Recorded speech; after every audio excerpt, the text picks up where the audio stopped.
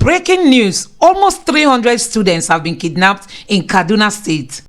So, Tinubu protested against the Jonathan's administration when Shettima was the governor of Borno State and Chibok girls were kidnapped. Today, Shettima is the vice president of Nigeria and almost 300 students have been kidnapped again in Kaduna State. What is happening in Nigeria? 3 hours of today, bandits stormed the government secondary school in Kuriga, abducting hundreds of students. This prompted the governor, alongside senior government officials, to visit the community. The community is close to Beningwari, which is a hotspot, and we just returned this evening. Well, so now down to the details.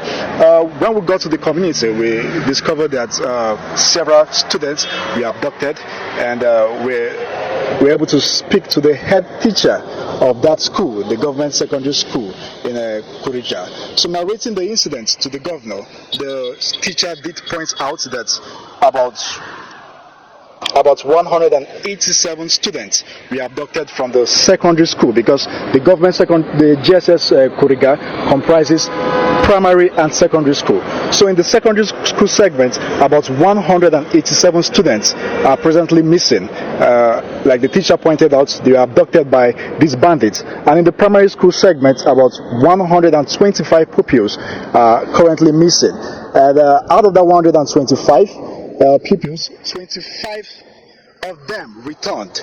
So in total, 287 students are missing or have been kidnapped by bandits in Kuriga government secondary school.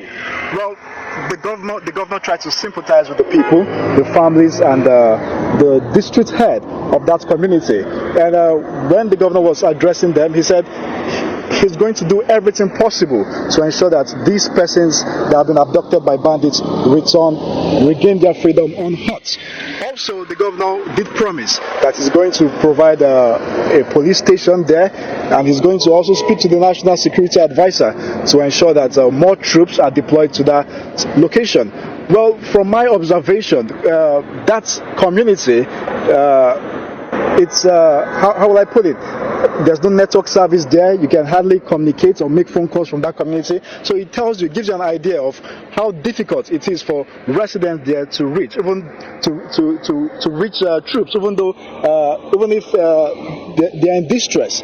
So that community are in dire trouble, and they have expressed their grievances to the governor, and the governor tried to persuade them, to tell them that he is with them in these trying times, in these troubling times, and he's going to ensure that everyone kidnapped will regain their freedom. So from what we have gathered so far, and that's according to the teacher who narrowly escaped that sad incident earlier today, he did say that a total of 287 students are currently missing. They are nowhere to be found. So in other words, he believes that they are in the hands of the bandits, and the governor said that he's going to do everything possible in his power to ensure that they regain their freedom. So that's what has happened so far today. It's been a busy day here in Kaduna, and troops are everywhere trying to ensure that those in Kuriga question, and this brings to mind the Safe School Initiative, because when we went there, we discovered that the school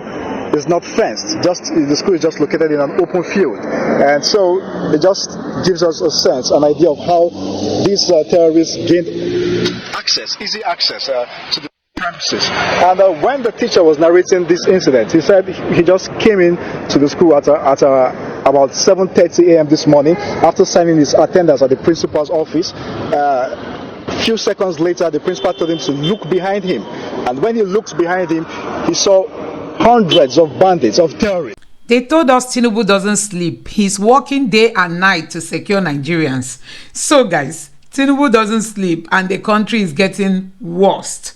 You can imagine getting into a school and taking close to 300 students at once and nobody could challenge them. Nigeria is a joke. That he's going to bed at 2, 3 a.m. every single night, including Sundays. He's waking up at 7, 8 every single morning, including Sundays. opening his files, working into the late night when no one's there to say anything good or bad about him. He's doing the work. He's a workaholic, and he's doing it all to build a country that is reflective of the progressive, advanced, developed, and prosperous society that he's envisioned, the same way he did in Lagos. And I'm asking our people, on the basis of that privileged knowledge that I have, working closely with him every day, to support this man. He means well. This is not me, a spokesman, getting his salary by doing a job. I'm speaking to you from the soul of Ajuri Nglale. This is me telling you what I see in this man.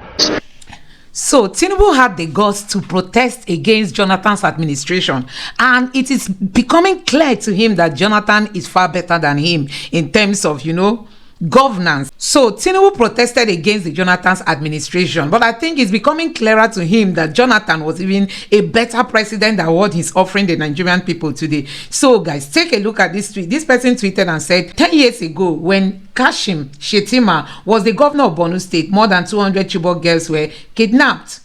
The government secondary school in Borno State, Bola Tinubu led a protest back then.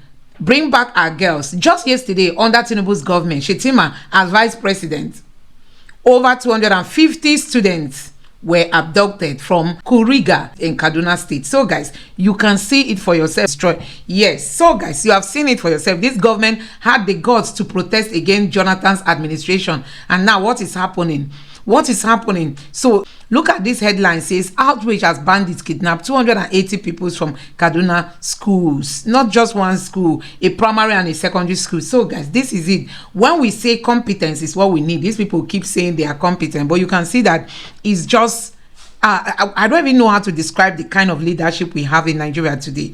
So the current president had the guts to protest against Jonathan's administration back then, and now they told us that they were going to hit the ground running. Since they came into office, Nigeria has not known any one thing that this government has achieved. They've been running from pillar to post, as in there is nothing to show for in terms of what this government has achieved. And you can see the security lapses we have in this country is enormous. The borders are open. The forest is like a hiding place for all these bad guys. They run into the forest and they feel secure. And most times we get to hear that even the security agents know where they are, but nobody goes after them. And at the end of the day, they will still come out again and strike. And you would see the military running head-scatter to telling us that they are going to end banditry. And they will not do any other thing until this guy strikes again. So guys, you can see that we have leadership failure in Nigeria. That is the biggest challenge we have. Leadership failure. And that is why things are not getting better in this Nigeria. Honestly, Nigerians, we've got to retire these politicians, because you can see they have no idea. I mean, no idea. The spokesperson for the Tinubu's administration came out to say that Tinubu doesn't sleep. He's awake, and one keeps wondering, why is he awake? Is it that he's suffering from sleeplessness, or he has sleep issues, or just that he doesn't want to sleep? Or will he say he's working for Nigeria or for Nigerians, and we are not seeing the effect? Our economy is down, the naira is crashing, people cannot eat, there is hunger in the land, unemployment is everywhere, and I tell you, there is no plan, there is no concrete plans on ground to tackle all this situation. They keep telling Nigerians to bear, why they themselves, they are not willing to pay any sacrifice. So guys, let me know what you think about all this. Honestly, we are in a mess in this country, and I wonder when we are going to come out from all this. Drop your thoughts in the comment section below. Please don't forget to subscribe to the channel, turn on the notification bell. Please give this video a like so that YouTube can recommend it to others, and drop your thoughts in the comment section below. Thank you.